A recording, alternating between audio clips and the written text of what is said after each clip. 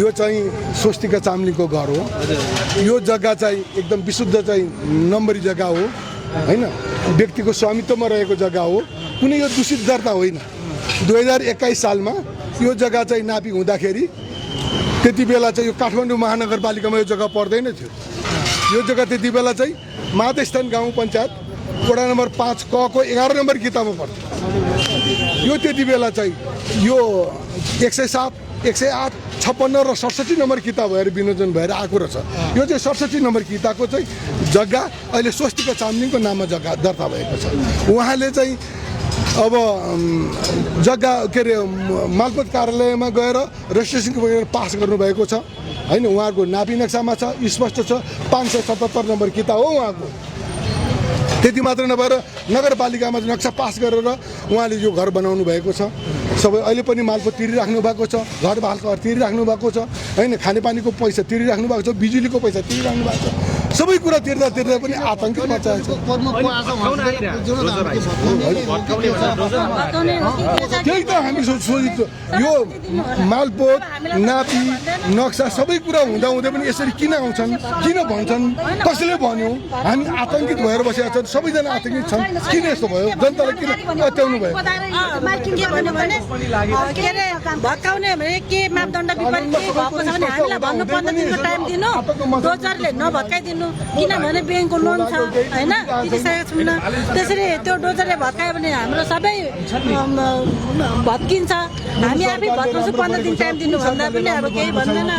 यो कारणले भत्काउने पनि भन्दैन। अब के हो हजुरहरूले सोधिदिनु त खबर पाउँ। नेतृत्व कोल गरेछ, उहाँसित बुझेर के हो त यो घरको प्रमाण छ भनेपछि किन भत्काइदिएछ बुझ्नुपर्छ सबैजना गएर।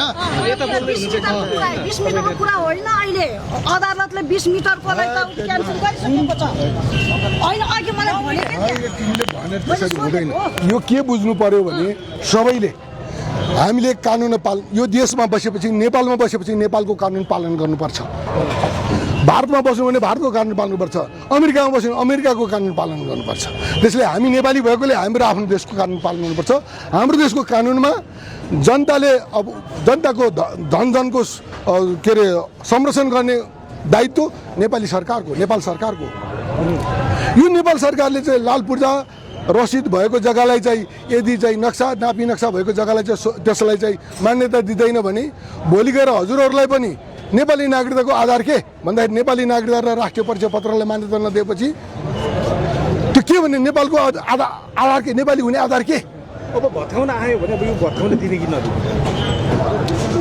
सरकारसँग चाहिँ नागरिकले झगडा गर्न सक्छ, लड्न सक्दैन। त्यसको काम उसले गर्ने हो। हामी त कानुनमा जाने हो, कानुन पालन गर्ने हो, कानुनमा जाने हो। कानुन अनुसार लड्न तयार अब तपाईँ? तयार छौँ।